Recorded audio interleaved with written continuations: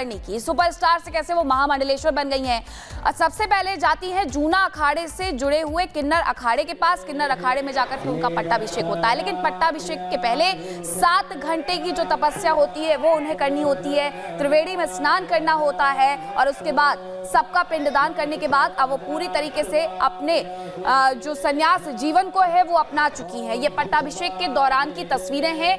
अब उनका नाम भी श्री अमाई ममता नंदगिरी हो गया है। तो ये तस्वीरें आपको दिखा रहे हैं जब उनका पट्टाभिषेक किया जा रहा था। और देखिए, आपको बता दें कि ममता अब महामंडलेश्वर बन गई है। महामंडलेश्वर ममता कुलकर्णी बन गई है, एक्ट्रेस रही हैं। और साथ ही साथ आपको बता दें कि एक्ट्रेस का नया नाम अब यमाई ममता नंदगिरी होगा।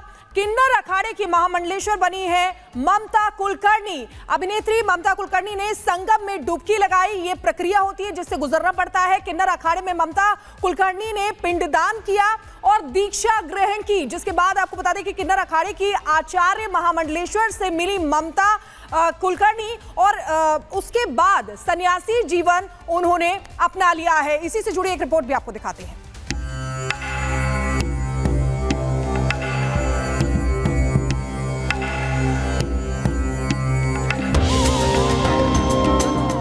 से स्नान, खुद का पिंडदान, भगवा वस्त्र, इस तरह ममता कुलकर्णी बनी महामंडलेश्वर यमाई ममता नंदगिरी। माया नगरी से संन्यास तक का सफर।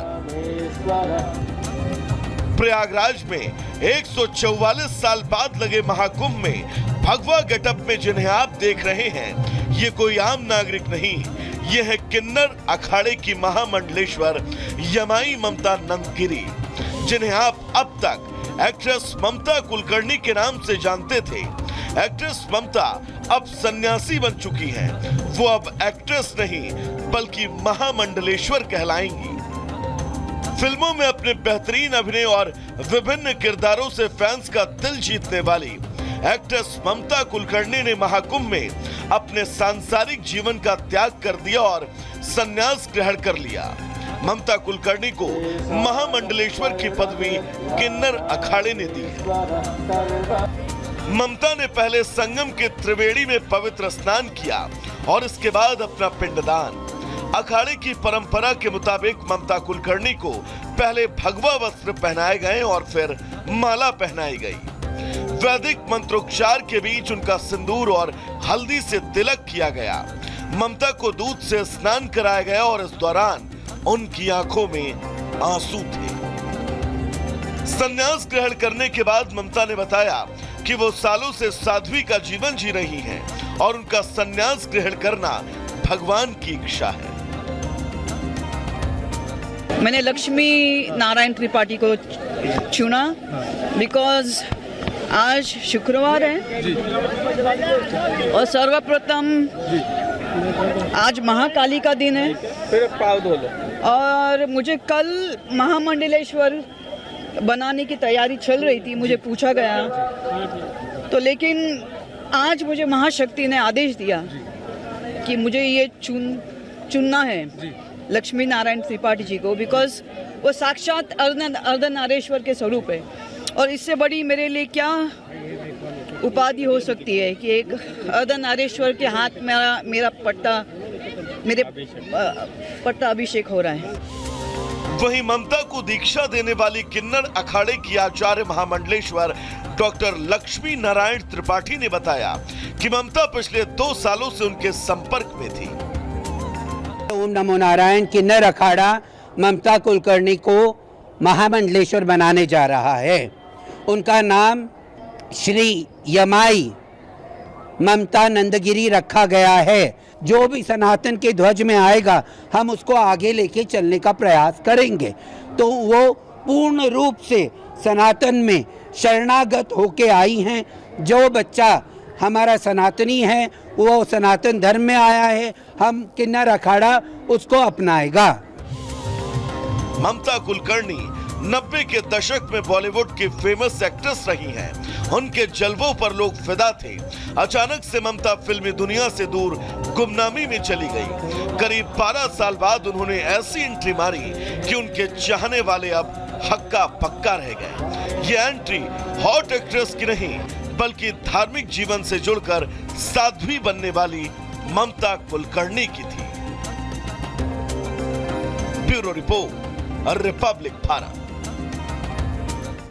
और महाकुंभ से जुड़ी हुई एक और खबर आपको बताते हैं, जहां आवाहन अखाड़े के पीठाधीश्वर अरुण गिरी जी महाराज ने पर्यावरण बाबा के नाम से भी जाना जाता है, उन्हें 200 किलो का सोने का सिंहासन भेंट किया गया है। इससे जुड़ी हुई एक रिपोर्ट आपको दिखाते हैं।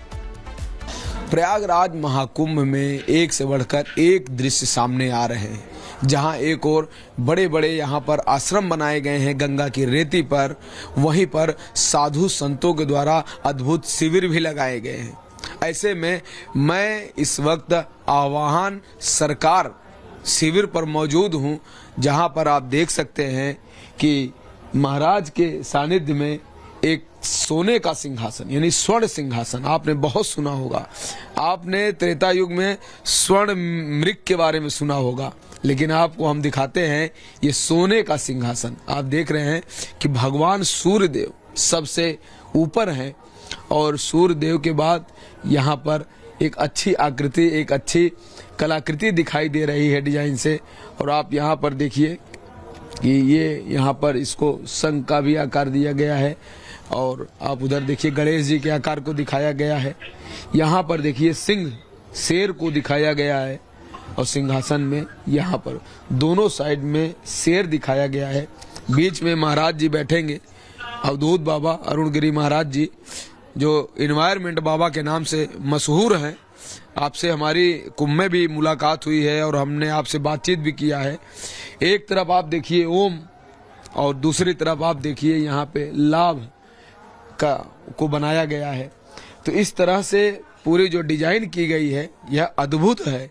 वाकई में बहुत ही समर्पण के साथ, बहुत ही मेहनत के साथ, कई दिनों की मेहनत होगी जब इस पर सोने की ये जो आभा है वो बनाई गई होगी, चढ़ाई गई होगी। साथ ही सिंहासन के साथ दो चीजें अतिरिक्त आई हैं। आप देखिए यह एक स्टूल है और इस पर भी स्वर्ण की आभा बनाई गई है, यानी कि इस पर भी स्वर्ण का आकार दिया गया है, स्वर्ण से ही इसको भी बनाया गया है। साथ ही देखिए इसको हम एक पीढ़ा बोलते हैं। ये अगर हम प्रयागराज की भाषा की बात करें, जहाँ पर इसमें दिव्य और भव्य पावन कुंभ चल रहा है, तो वहाँ पर ये भी देखो इसको भी सोने का आकार दिया गया है।